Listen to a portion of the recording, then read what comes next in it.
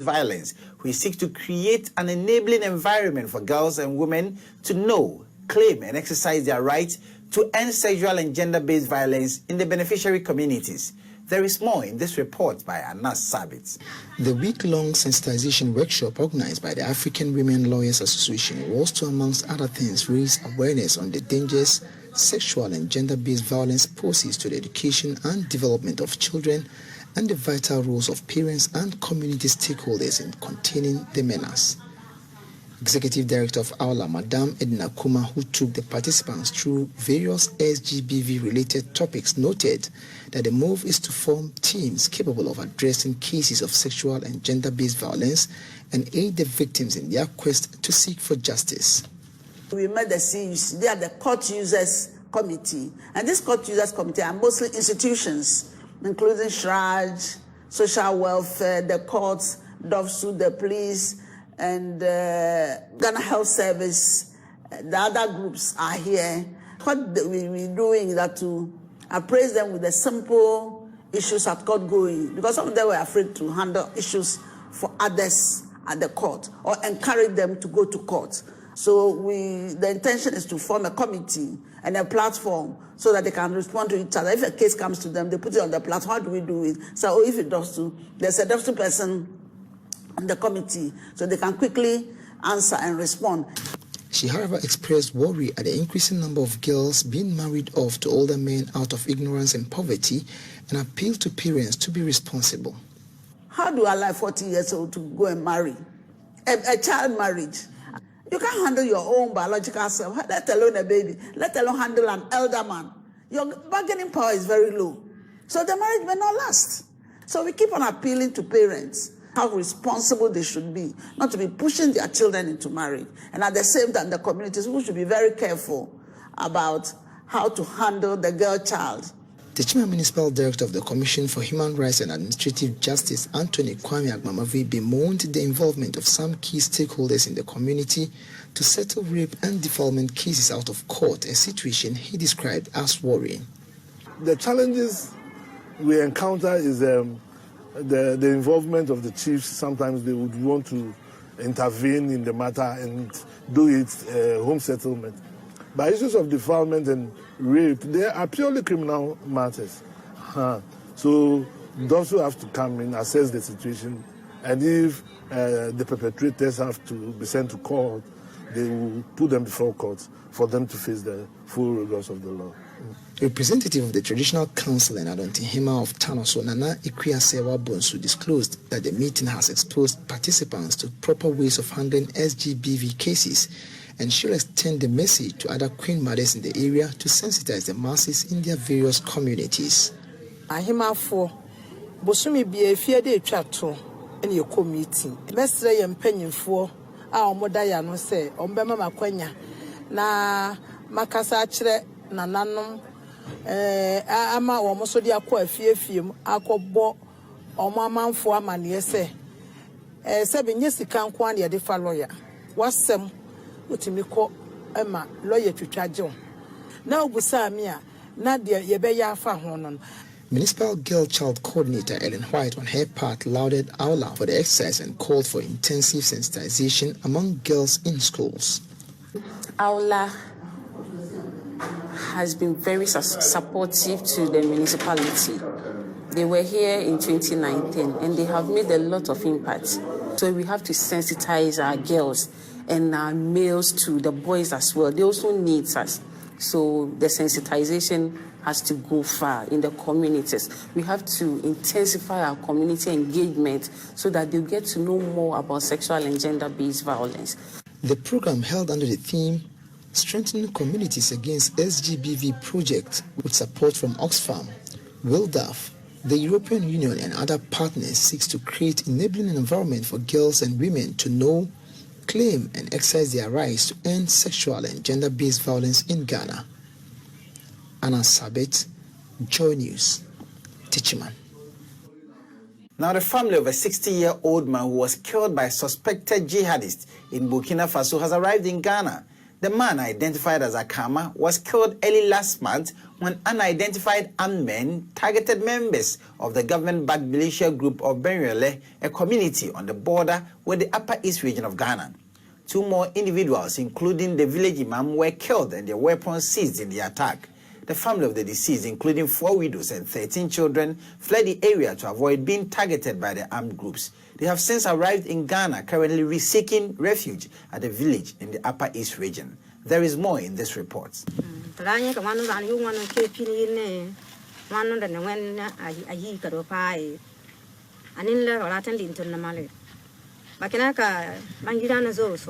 On that fateful day, it was around 12 to 1 in the AM in the night.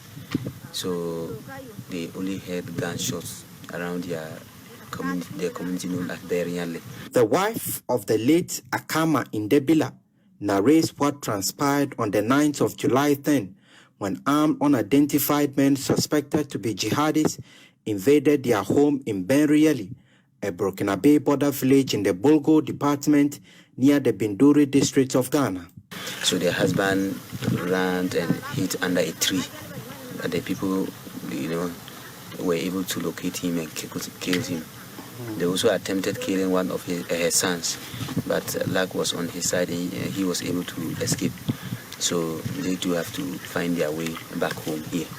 The woman, Akolsum Akama, is the first wife of the deceased who said her late husband was killed because of his association with a local self-defense militia group known as Kulwego. According to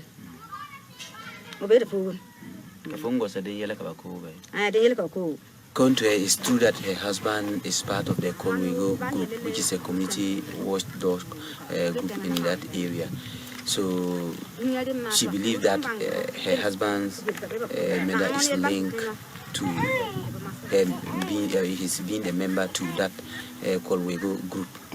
The Kolwego group protects the community from, bad activities like theft and such kind of violent activities in the community. So she believed that the attackers are not happy that there is a group of people who protect the community against any sort of criminality. That is probably the reason they came for them. Information gathered by Joy News indicate that about a year ago, the Burkinabe military killed suspected jihadists in the area and shared their confiscated weapons among the Kulwego group, which was operating in the village with the imam as the head. The group is a creation of the Burkinabe Security and Defense Services to help with the enforcement of law and order in communities where the state security presence is limited or unavailable due to the activities of violent extremist organizations. The attack was therefore said to be revenged by the jihadists against the group for the military's action.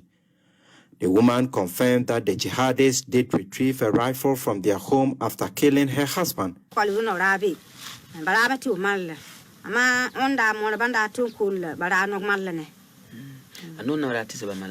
Yeah, it is true that the husband had a gun which was given to him by the leadership of the Kolwego group to protect to guard the community. So when he was killed, the gun was taken. She said the jihadists also attempted to kill her son and threatened to finish them off when next they returned. According to her, this threat necessitated their evacuation from Burkina Faso to Ghana. Despite living in the Burkinabe community for more than 30 years, the woman said the family considers themselves Ghanaians because their late husband and father originated from Ghana and still had his family relatives in Ghana. She therefore appeals for state protection and food supplies to assist their stay in the country. Even though they've stayed in Burkina Faso for a very long time now, they are still Ghanaian national. They still vote in Ghana, meaning they did not take any nationality at Burkina Faso.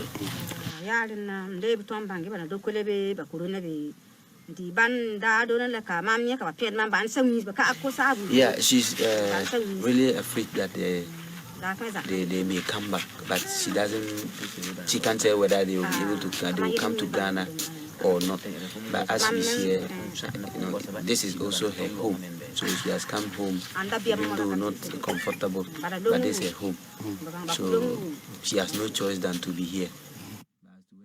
Now, violence against women in connection with witchcraft continues to rise in the Upper East region despite President Akufo-Addo's intervention to end the menace. President Akufo-Addo in February this year sent a delegation to the region led by his special advisor on gender and development, Angela Asante, after Joy News report exposed how 2 women from the Mamprusi East community had been accused of witchcraft and subjected to severe torture by a Togolese priest. The delegation on the fact-finding mission also held meetings with both the Regional Security Council and the House of Chiefs to express the president's anger with the development, as well as task the 2 bodies to work to ensure the practice was brought under control. However, authorities at the Gambaga witches camp say nothing has changed from the visit of the presidential delegation. According to the camp's coordinator, Samson La, nearly 10 women have since been accused and violently banished from their communities without any action from the security services. There is more in this report. This is a Togolese priest abusing 2 Ghanaian women from the East Mamprusi community of Sakogu in a so-called special rituals to force them to confess to the allegation of witchcraft that was leveled against them by some members of the community who had forced them to the camp at Barukosi in northern Togo.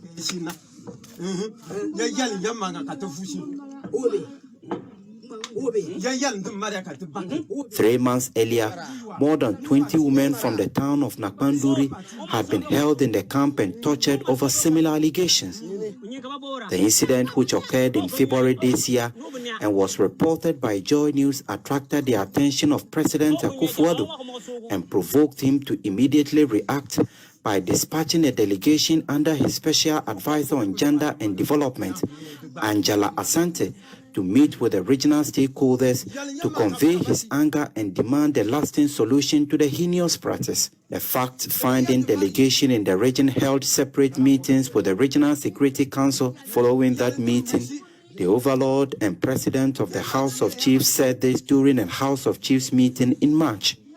I wish to serve a caution to some of our so-called pastors and madams who have become recalcitrant and have made it a business by identifying witches and wizards and also make them think gods without recourse to the laws of the country, and that such pastors and madams should desist from such obnoxious behaviors.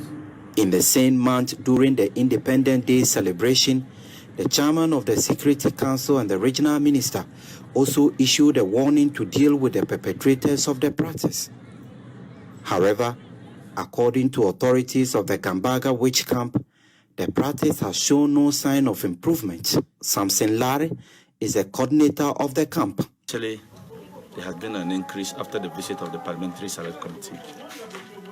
We are really I don't know what to say, but we are surprised. Just of recent, we have recorded 6 women and 1 man again, just for some few days. And this is really alarming. And you know one thing, just not to record them, but this is the time there are brutalities as well. 1 woman is almost even dead. I sent her to the hospital 3 days ago. It was today that we were discharged. So it is very bad for us. 6 people coming in just within 1 month after they left. Oh, some few days. The funny thing is that we don't even have a sleeping place for them, because 4 of our rooms collapsed during the raining season. During the rains, 4 of it collapsed. So right now, as we speak, where to put all of them is a problem. Some, they didn't come with any mattress. It's difficult, and we don't have new ones as we stand now. So should they lie down on the floor? It's a difficult thing. According to the coordinator, a woman was attacked and chased out of her community in April.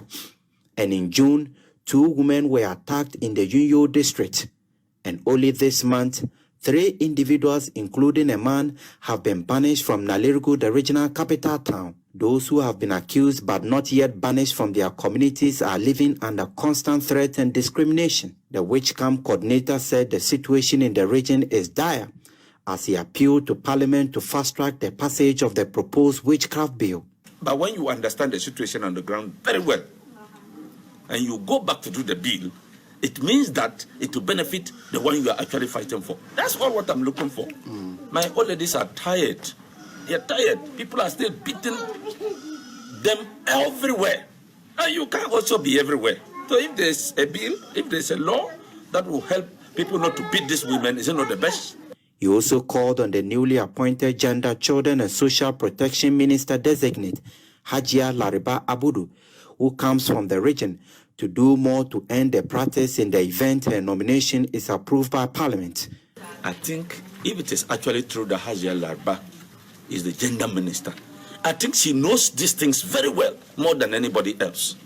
She was born and bred in Walwale. And I think this is the right time for us to do the right fight. Let's come together. From Nalergo, Elias Sotanko, Joy News.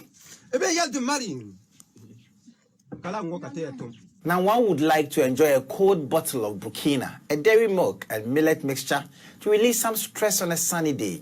But have you bothered to know what this meal contains? A research conducted by the Noguchi Memorial Institute for Medical Research at the University of Ghana has found that some samples of Burkina and the millet and dairy milk used to prepare it contained unacceptable levels of aflatoxins that can cause cancer after continuous intake. The research was published in the Ghana Medical Journal. Love FM's Kwesi Debra speaks with the lead scientist, Professor Regina Piopon. Aflatoxins are a group of highly toxic substances produced by a fungus known as Aspergillus. The study sought to investigate levels of aflatoxin in Burkina. For the study, Burkina samples were purchased from Burkina producers monthly over a period of 7 months. 21 samples were collected from each site, that is Nima and Ashaiman in Accra, to be tested. After testing, the scientists found that 1 sample from Ashaiman and 2 from Nima had high levels of an aflatoxin known as AFB1 above the acceptable limit. 12 dairy milk samples from Ashaiman and 10 from Nima had levels of aflatoxin, also known as AFM1, above the acceptable limit. Based on these results, the scientists say it's prudent to avoid feeding infants with Burkina, since their bodies are more sensitive to toxic insults. Professor Regina Apiopong, a toxicologist with the Noguchi Memorial Institute for Medical Research, is a lead scientist. And you want to find out. We are not saying that people should not take the drink. All we from this paper, what we are trying to do is to advise that more caution, the farmers should be encouraged to be careful how they keep the maize and the millet, to ensure that it is free of the toxin, because you cannot cook it and get rid of the toxin. So it has to be, and unfortunately, some are giving this to infants. And that's really unfortunate, because even infants, some of the enzymes and the body system that are helpful to get rid of some harmful things, they don't even have them. And so it's just a caution, and also to ensure that some of these, especially Ghana's Authority, some of these products, periodically, the producers can be visited, and there's some education as to where do you keep your millets. And you could also send them to a place where you can test your millets. We've had poultry farmers who used to bring samples to us and periodically for us to check the levels of aflatoxin in those samples. And I think that this, when you have aflatoxin exposure directly, it can destroy your liver. So directly, aflatoxin is toxic to the liver. And we have hepatitis B around. So if you have hepatitis B together with aflatoxin, you are also likely to have liver cancer. And so you really don't want to have aflatoxin in your system. And cooking, as I said, is not going to help. So we really don't need it in our systems. Reporting for Joy News, Kwesi Debra. We head to the Upper East region now, and a total of 58 students have been awarded scholarships to study at the Regent College of Applied Sciences based in the Bongo district of the Upper East region. The scholarships were awarded by the president of the college on behalf of the board of directors and will allow the college to absorb between 30 and 100% of the student required tuition fees. Upper East Regional Correspondent Abesori has more in this report. The Regent College of Applied Sciences, popularly known as RICAS, is a private tertiary institution accredited by the Ghana Tertiary Education Commission and affiliated to the University for Development Studies. Since its inception in the year 2016, the college, which is located at Kansoe Namu in the Bongo district, has awarded over 100 scholarships to students who gained admission into the institution. According to the acting registrar of the Regent College of Applied Sciences, Dr. Isaac Azore, the college awards these scholarships because its founder and president believes that financial challenges should not necessarily be a hindrance to one's access to education. But the inspiration behind it actually comes from the vision and mission of the president of the college, who, having gone through difficulty at the early stage of his life, has just come up, and his vision is to enable as many people as possible have access to tertiary education. This year's scholarship, we decided to make it even much more wider than the previous years because we know currently the economic situation in the country is not that good. And so the main purpose of these exams is to be able to give as many people the possibility of enrolling here in RICAS and starting either a diploma program or a degree program.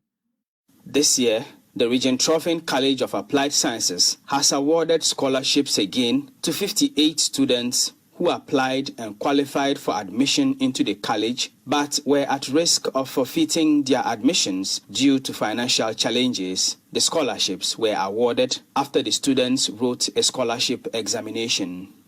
What we have done as an institution is to establish the Business and Career Development Center. So whilst you are even a student, all you need to do is just come up with a business idea and present it to the administrators of the center, who will review it, after which, if we find it feasible, we will try to give you some startup capital to even start something whilst you are on campus. And the reason for doing that is we give the students the opportunity to make all the mistakes they will need to make while they are still students in the business world, so that once they are able to get over these mistakes and they go out there, they can even start their own businesses and even employ others. Elizabeth Atanga is one of the scholarship awardees and one of 2 female students who was awarded 100% scholarship on her tuition fees for the entire duration of her 4-year degree in computer science. This means she will study for her degree without having to pay any tuition fees. In fact, I competed 2015. It wasn't easy for me. I had about 3 admissions. But because of financial constraints, I couldn't. So when I heard of this, I said, okay, let me try again. Then it is my luck. I had it 100%. But I couldn't afford, in fact, 50% of it. And now it's 100%. And I'm very grateful for it. And with hope, I know I will do my best to make RICAS proud. For the rest of the awardees, the scholarships will allow them to only pay either 30, 50, or 70% of their tuition fees, while the college absorbs the rest of the fees. In all, 22 female and 36 male students were awarded the scholarships to offer diploma and degree programs in computer science, basic education, business administration, agriculture for social change, and accounting. I had 50% of my fees to study computer science for 4 years. In fact, I'm very happy. It wouldn't have been easy because as I am standing here, I'm already catering for 2 people in the university. Imagine I am supposed to pay my fees. It will be very difficult for me. So when I completed 2013, due to financial reasons, I wasn't able to further my education early due to diabetes. Because of this opportunity, I'll be able to write and I got 70%, and it will be very helpful on my part. The Region Trophin College of Applied Sciences will award scholarships to more students who will be writing the scholarship exams across 6 regions of the country on the 6th of August, 2022. Reporting for Joy News, Albert Sori, Kansoinamui, Bongo District. On that scholarship note, we take a quick break. We shall be back with more. Stay with me. Now, welcome back from the break to the Bono East region now, and the regional minister, Kwesi Edujan, has, as part of measures aimed at promoting tourism in the region, embarked on a tour to abandoned tourist attraction sites in the area. The minister, who together with regional officers of the Ghana Tourism Authority, visited the Tano Boase Waterfalls, the Kunsi Slave Camp, and the Kunsu Waterfalls, disclosed to Joy News that the move is to develop the site, which would in turn help in making the region a preferred tourism destination, as well as improve the living standards of the people and the local economy of the region. Anas Sabit has more in this report. Tourism is a very broad, multi-purpose and holistic industry which is founded on natural, man-made, cultural and heritage resources. Whilst the sector continues to become one of the leading contributors to economic activities and a major source of income for many countries, same cannot be said of Ghana, where several tourist attraction sites have been left to rot. Here in the Bono East region, several of these potentials has been left idle and its benefits untapped for decades with no immediate plans to revive the industry. To help change the status quo, the Bono East Regional Minister, together with regional officers of the Ghana Tourism Authority, embarked on a tour of some of the abandoned sites in the region, and this includes the Kunsu Slave Market, the Kunsu Waterfalls, the Bulumansu Waterfalls, amongst others. Joseph Apieje is the Regional Director of the Ghana Tourism Authority. I think, looking at the resources that we have, one person single-handed cannot develop all the attraction sites. I am greatly honored and I feel very excited for what I've seen today. Even though this is not the first time, but for the fact that Honorable Regional Minister has devoted his time to support us to embark on this trip, I think it's something that excites me most. However, called on potential investors to partner the regional tourism authorities to help in the development of these tourist attraction sites. My clarion call to all and sundry is the potential here is huge. Therefore, we are inviting everybody to come on board, to partner GTA and the entire community to put the place into a better place for tourists to visit. The regional minister, Kwesi Edujan, on his part, noted that the Kunsu slave market needs to be revamped as a means of improving the livelihood of the people, as well as help in the generation of income for the local assemblies. Having traveled from Bonomanso to Kunsu at Bojama and then the slave camp, I have come to the realization that it's a place that I think some value must be added for us to unearth the tourist potentials that exist in this area. I'm even made to understand or to believe that the castles were built or fashioned after this, because looking at this and then looking at the castle, there seems to be no difference. The only difference is that this is not man-made, this is natural. So therefore, if we as a people put some investment in this area, we will not only create size, but will add excitement. It will generate revenue, it will increase the gross domestic product, and also increase the standard of living of the people. With the road network linking Kunsu and the major cities in the region in a deplorable state, Mr. Edujan disclosed that steps are far advanced to help improve the situation. Already we have initiated, we have packaged the road from Ntankru to Kunsu. It's one of the roads that I have packaged, and this before the Minister for Roads and Highways. So it's one of the critical roads that the Bono East region have packaged. So we've taken steps already. Mr. Edujan, however, called for the development of a framework capable of attracting private investors to help in the revamping processes.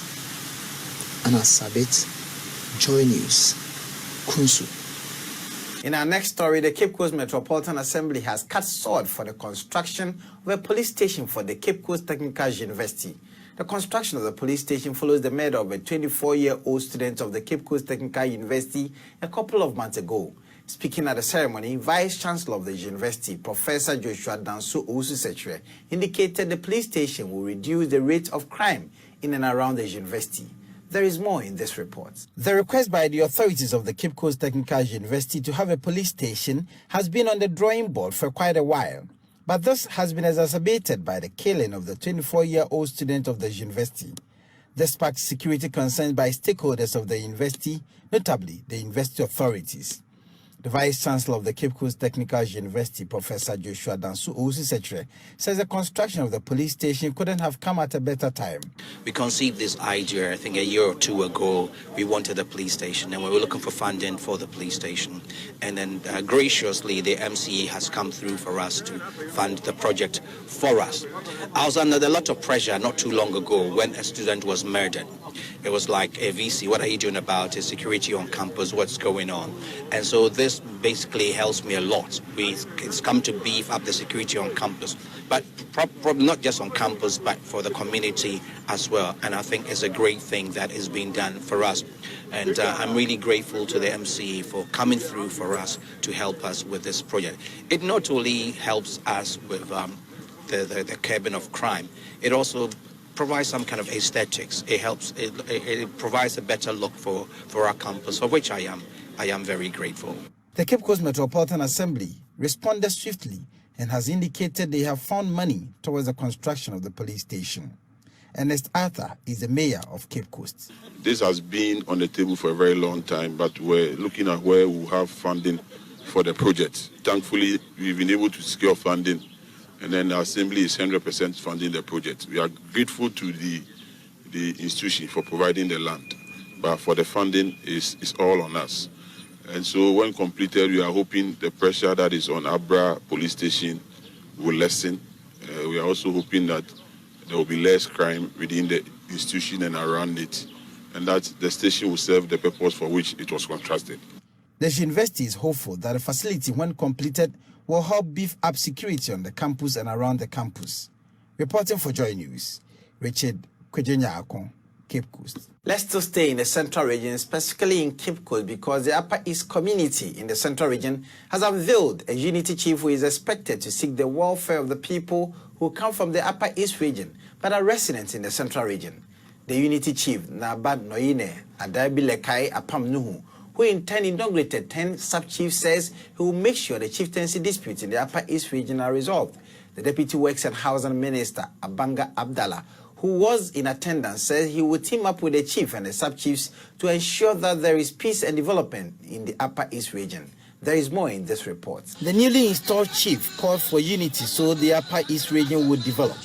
Naba Apam Nuhu says the numerous chieftaincy disputes in the Upper East region should be a thing of the past because he and his sub-chiefs would work around the clock to ensure peace prevails. There is a need for us to protect, to promote, and showcase our culture. God has not made a mistake to make us into tribes and sub-tribes. There is a purpose, and that purpose has to be achieved. And anybody who belongs to a tribe and behave like you don't belong to that tribe, you are not a godly person. God doesn't make mistakes. So why do you think that God has made the mistake to make you a frapper, to make you a bulisa, to make you a kosa? That is not the case. So you have to be proud of where God has made you to be born. You can't change that. You don't have the power to change that person. I also call for unity among the people of the Upper East region.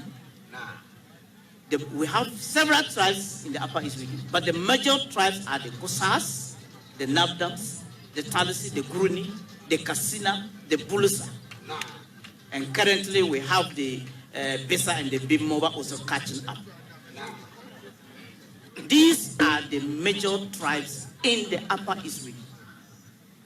And I think that we should take note of that and be aware that what is happening in Boku can never be described as chieftaincy conflicts. It cannot, and it will not. It is true that government has made it several that chieftaincy in Boku, the matter of chieftaincy in Boku is dead and gone. Then why the killing of people? In the name of what? It's not a religion, it's not chieftaincy, it's not tribe. So it's what? If it is criminal, what does the law say about criminality? You can't come and tell us that killing is a criminal. So what does the law say? It says we should allow them to go scot-free, we should protect them to kill people. Is that what the law says? Deputy Works and Housing Minister Abanga Abdullahi called for peace and oneness. He believes that it is only through that development could be had in the region. We in Boku have challenges, as you are aware, that there is currently some disturbances that is going on, and it's from issues concerning chiefs. That's what some people are saying. And so we want people to learn from this example and to understand that when we talk about tribes, if you look at the religious books, the holy books, it says that God created us in different tribes just because for the purpose of identification. And so there's nothing different between a Fanti man and a Kusasi man, or a Fanti man and a Ashanti man. It's just God created those things just to help us to identify ourselves. And so people should not try to fight with one another just because they have been identified to belong to one tribe or the other. The Greater Accra Kusasi Queen Mother, Pwanab Hajja Zainab, called on the various Queen Mothers to rise to the occasion to support the Upper East to have peace, which would open the gate for development. So becoming a Queen Mother, it's not just fashion, it's not the dressing, it is what you can do. So I believe that before they selected those women, they know what those women can do. So it is about empowerment. It's about women empowerment. It's about encouraging young girls. It's about the tradition. It's about culture. And so it won't just be like a ceremonial Queen Mother, because I've come into contact with Kusasi Queen Mothers from Kumasi, from Mampong, Takwa, and other places, and they are doing so well. Reporting for Joy News, Richard Kwejenya Akon, Cape Coast. We move to the Upper East region again, and at least 400 beneficiaries of the Livelihood Empowerment Against Poverty in the Upper East region have received $250 grant each to help them start micro businesses of their own. The grants were given by the Ghana Productive Safety Net project being implemented by the Ministry of Local Government and the Ministry of Gender, Children and Social Protection. Abesori reports. The Ghana Productive Safety Net project started in the year 2019. It was designed as a follow-up intervention to the Ghana Social Opportunities Project. The project is being financed by the World Bank with $80 million. The Ministry of Local Government, Decentralization and Rural Development is jointly implementing the Ghana Safety Net project together with the Ministry of Gender, Children and Social Protection. Under the productive inclusion component of the project, income earning opportunities are given to beneficiaries. The beneficiaries are persons covered under the Livelihood Empowerment Against Poverty and the Labor-Intensive Public Works programs, which are all under the Ghana Productive Safety Net project. In the Upper East region, the number of beneficiaries are 178 in the Busa South District and 238 in the Timpani District. 80% of them are women. Deputy Local Government Minister Collins Augustine Ntim, while visiting the Upper East region to inspect progress of work under the Ghana Productive Safety Net project, presented startup equipment and materials for the beneficiaries to start their own small businesses. Safety Net program is a pro-project targeting about 80 district assemblies. the ministry is targeting about 35,000 beneficiaries to be able to take on a short-term employment. We'll be able to establish about 205 climate change plantations in about all the 80 districts and all that. The startups were procured with the cash equivalent of $250 given as grants to each beneficiary. The amounts were loaded onto e-switch cards for the beneficiaries, who then paid for the equipment and other materials needed to start their businesses.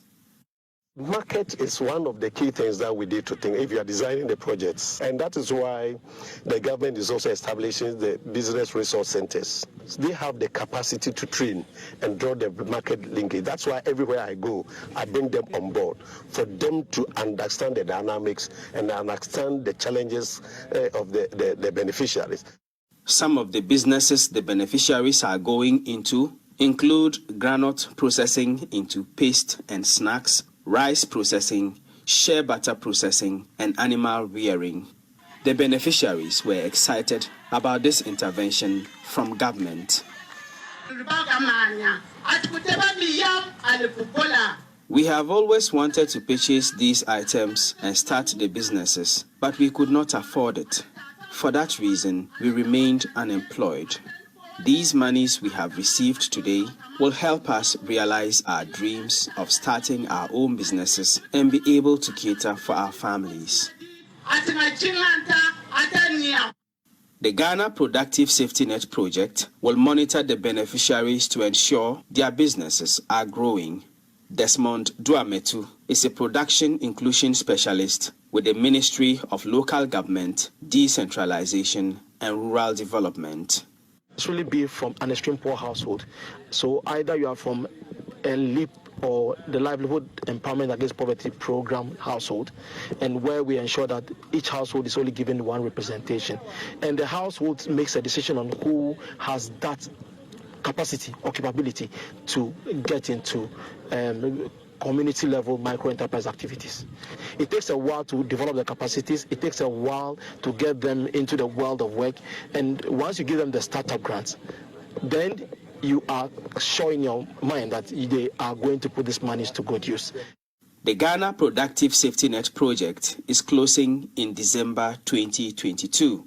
However, government has secured another $100 million to continue with a second phase of the project from 2022 to 2025. Reporting for Joy News, Albert Sorry, Timpani. From the Upper East region, let's head to the Upper West region because the police commander there says they've started investigations to unravel the mystery surrounding the gruesome murder of a private security man at Paguru, a suburb in the Wa municipality. 65-year-old Mumu Nijato, who is father of 6, was picked at his security point lying on a bench in the night and allegedly hit with a cement block and secretly buried in a shallow grave at an uncompleted structure. Joy News' Upper West Regional Correspondent Rafiq Salam has more in this report. The people of the Wa municipality once again woke up to another sad news. It's about a gruesome murder of one of their own. He's a private security man who was on night duty and was gruesomely murdered and buried in a shallow grave. Right behind me, you can see a bench right under there. That is where the victim was sleeping. And according to reliable source, he came for duty on Friday night with his basket, and the basket was packed behind him. The following morning, the family could not find him. And so they came and made a report. We made a report and we went on radio to make an announcement, only to be told on Sunday morning that the body had been seen buried under an uncompleted building. We are now entering the uncompleted structure to see things for ourselves and where the man was allegedly buried. And I can tell you that this is the exact place where he was buried, in a shallow grave right here. The body was cut open, and according to the pathologists, the heart was taken away. Nothing else, only the heart was taken away. That is the report of the pathologists. And so that's the police observation at the moment. But like I told you, this one God has blessed and we are able to lift out some finger impression. So we are hoping and praying to God that we shall be able to get to the bottom of the matter. For the fourth time in as many months, residents of the one municipality, particularly Paguru and Kambale, have been living in fear and having sleepless nights, wondering who could be next regarding these suspected ritual murders. Are you afraid? Oh, we are afraid. Even the last I cannot sleep, the very day I cannot sleep. Even my family, we cannot sleep. They was afraid about it. Even my children, they was crying. That the thing happened, like they were crying, they cannot sleep. They was crying. So we have to find some way you can do, and this program was resolved. The Upper West Region Police Command says they are not resting on their oars in pursuing the criminals and their elements. It takes time. You might not have confidence, but I can assure you that the police will have confidence in ourselves. And I'm telling you that we are doing our best. And I have told you, the Inspector General of Police have even dispatched some men to come and assist to unravel the message behind this murder case, this serial killing within the municipality. Out of the 4 suspected gruesome murders that occurred in the municipality, all of them were private security personnel, and 3 of them took place at the Paguru Enclave, an enclave who serves as the entertainment hub of the municipality and turning into a criminal den. Alaji Sagotaire Moment is the one mayor and is deeply worried to the marrow about the criminal trend. Why are they targeting watchmen? Because the last one was a school watchman whose blood was drained completely, and he was not open. They did not take any, organ from him. It was the blood that was drained. And this person is also a security personnel, a watchman. Who was also killed and certain organs removed from him. So in fact, it's a cause of concern. And if you look at the environments and where those people work, you see that even owners of those properties have not personally taken security matter seriously. Because look at this particular incident. This big story building where the man is watching, there's no any security light under. So if you are lying under the darkness, your predators will take advantage of the environment and then come after you. But one thing that makes me happy is the fact that the Municipal Security Council and the Regional Security Council have come together to look into this matter seriously. The victim, Mumuni Jato, is somebody who's known in this community. He has 6 children and a wife. He was very close to the chief and he offered so many supports to the community. And now that he has gone, it will be a very big blow to all of us. Friends, close relations, politicians from all sides of the political divide are visiting the family of the 65-year-old elder of Kambale to condole and commiserate with them. Among them is the Member of Parliament for the West Central Constituency, Dr. Rashid Pelpu, who condemned the dastardly act and wants the perpetrators to be fished out. We are sad about it, we are worried about it, we are calling on the police to really demonstrate leadership and demonstrate professionalism so we can grasp these people and deal with them. Residents of this community are surely in grief over the gruesome murder of a man they say is their pillar and will remain same until the perpetrators of the heinous crime are arrested. Reporting for Joy News, Rafik Salam. Wow. Let's still stay with Rafik Salam in the Upper West region, because the Upper West Regional Minister has observed that though the Upper West region has enormous human resources for its required development, it is still lagging behind because of disagreement in politics, religion, and chieftaincy. He therefore urged the people to put these disagreements behind them by galvanizing support towards the speedy development of the region. Dr. Bin Sali made a statement at the opening of a law chambers by a former president of the Upper West Regions chapter of the Ghana Bar Association, Clement Iledi. Joy DC's Upper West Regional Correspondent, Rafik Salam, report from WA. Upper West Regional Minister Dr. Hafiz Bin Sali noted that the region is endowed with all the requisite human resources, and what is left for the people is to come together and harness those resources for the speedy development of the region. He penciled 3 of the issues which has plagued the development of the region and which needs to be put on the back burner. Let's do away with the little and petty grumblings in the area of politics, religion, and chieftaincy, and hold together. Once we hold together, we'll make the Upper West region a shining place for people to come and then learn from us. Dr. Binsali revealed that the Simon Diedon Dombo University of Business and Integrated Development Studies, SED-UBITS, will soon run courses on law, urging the people to take advantage of it. When the faculty begins to call for admissions, people should apply, acquire the needed knowledge, and come and then serve our dear region. The opening of the law chambers in the region by lawyer Clement Iledi is the second in a year after lawyer Tedio Sori at Law Consult. Lawyer Clement Iledi sees the opportunity to talk about other facets of development which has been overlooked over the years, retracing the route of his personal development when he was called to the bar 35 years ago. When we talk development, people are thinking about mortar and brick. But mortar and brick is not the only development. Development also means that we have to bring services to the doorstep of our people. Almost 35 years ago, when I was called to the bar, I was the first resident lawyer in Upper West from Upper West. And like the president said, for our young colleagues, you will see a lady today and think I flew to be where I am. I didn't fly. It is by dint of hard work.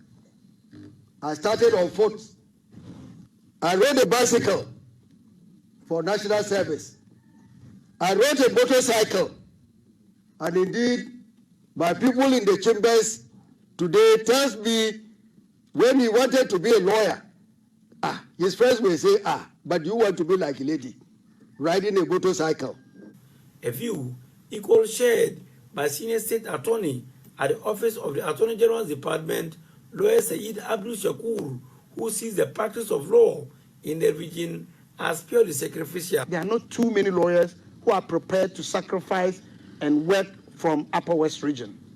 Working in Upper West region is obviously sacrificial because the biggest thing they will give you is at some point, Munnasumi and Baraka. That's what we have. We have been using the Munnasumi and Baraka. Probably that's what is keeping us alive. But I'm saying that it is not all about money. Sometimes the satisfaction we get when we avail our service to our people is better than any money anybody can give to us. President of the Upper West Region chapter of the Ghana Bar Association, Lawyer Obedu bin Siddiq, urged colleague lawyers to open up more chambers in the region, but not in a hurried manner. Even though it has taken Senior Iledi a number of years or decades to open the chambers, I am aware he was practicing with Senior Soren. But the point I want to make is that it is not a matter of opening chambers, but you should do it at the time that it is right for you to do it. Let's don't hurry. Also at the function was former Upper West Region Minister, Engineer Amin Suleimani. We all know the role that lawyers play in society, and I will just end up by urging that they should continue, not just trying to be our client, but also direct us to stay away from trouble so that we don't come to pay monies to them. It's part of your education to educate us to stay away from trouble. Reporting for Joy News, Rafiq Salam. Wah.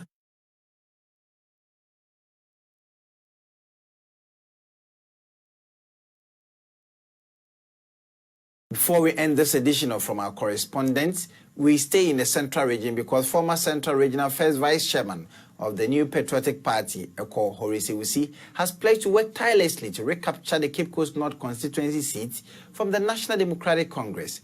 MPP's Barbara Ashayesi lost the seat to the incumbent MP, Kwamina Mintanya, in the 2020 elections. But speaking at his swearing in as the chairman of the MPP Cape Coast North Constituency Council of Patrons, Eko Horisewusi indicated that he will work tirelessly to build a formidable party structure to recapture the seat.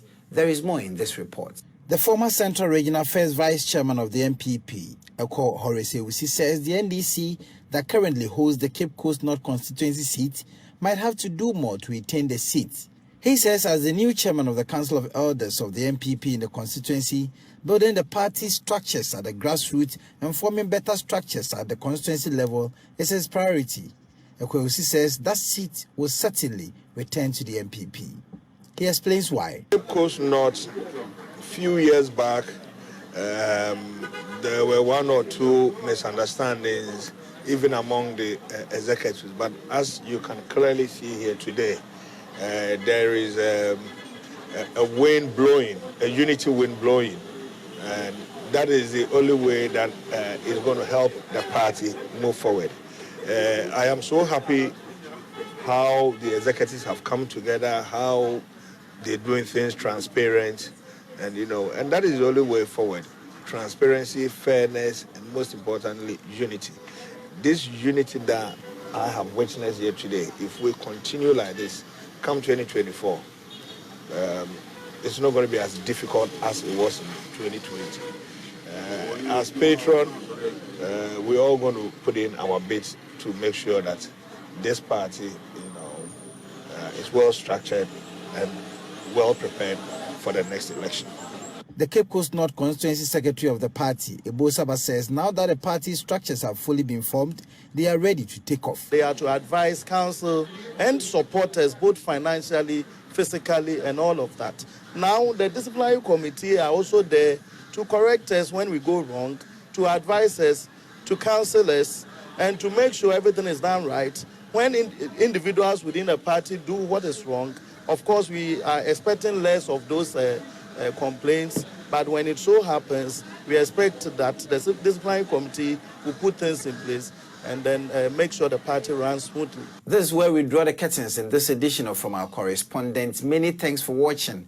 My name is Richard Kwejunya. I will come your way same time next week. Have a good day.